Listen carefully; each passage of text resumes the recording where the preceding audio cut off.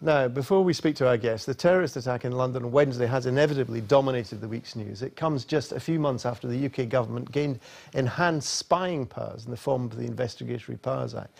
This morning, the Home Secretary said that messaging services need to cooperate. With the pressure on to prevent future attacks, where does the balance now lie between security and civil liberties? John McManus reports. A ruthless attack right at the heart of our democratic institutions. It took just a few minutes for one man, armed with just a car and a knife, to demonstrate just how vulnerable our cities can be. Hundreds of people witnessed the events, including this journalist who is attending a security conference. We're sort of halfway through the sort of afternoon session. Indeed, one of the speakers at that precise point in time was talking about the radicalisation process, ironically, when obviously the proceedings were interrupted and we were ushered downstairs by armed response police officers. Reports on conflicts around the world. He says the number of fatalities from terror attacks in Western Europe remains small. And though he thinks it's right to look at civil liberties with a fresh eye, he's wary about the UK following some other countries' lead. In Europe, certainly in Western Europe, we're finding that many governments in France and Belgium, there are greater controls there at the moment. And yeah, there's been a lot of opposition amongst elements of the population towards those increased controls. In other parts of the world, of course, it's a lot more heavy-handed, you know, and we're talking about places like Turkey or perhaps further afield into the Middle East itself. In an era of European peace, few countries have been left untouched by terrorist attacks. This was the attack on Glasgow Airport 10 years ago. Nobody knows what's gone wrong. It's no secret that the mood music has changed for Europe. Life does go on, but we're all aware of a lurking threat. Our cities are full of memorials like this one to the armies who fought Britain's battles over the centuries.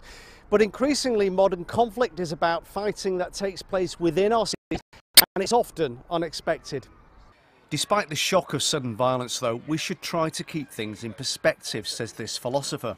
I think the amount of focus that is put on attacks like the Westminster attack, which, although of course very serious and a profound tragedy for those involved and for the families of those involved, involved a man killing 4 people. And I think it's important to get that into proportion.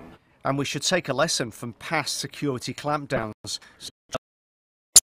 There was internment, for example, that much I do know, and you know that strikes me as a serious violation of civil liberties, and I think the points I've made hold in that case too. But did it work? Did it work? That's the point. Well, it's not clear to me that it did work. I mean, it's clear to me, I think, that actions such as that contributed.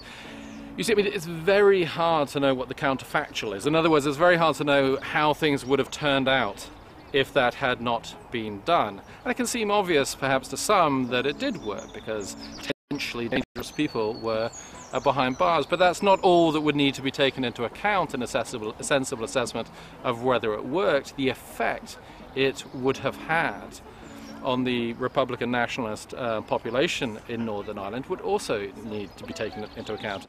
One of the government's current weapons in the fight against terrorism is the Investigatory Powers Act, dubbed the Snoopers Charter. It became law 3 months ago, allowing for bulk interception of private communications. The public aren't aware of its ramifications, say some campaigners. Mass surveillance has been proven time and time again not to prevent attacks that have happened on Wednesday. What does work is targeted surveillance, where you have someone in mind, you have activity that they're doing. It could be criminal activity, it could be anything, but it's actually targeted, and when the resources go into that, it's much better. Campaigners have launched a legal challenge to the government's enhanced spying powers, but they don't know just how much public support they can tap into. That was John McManus reporting.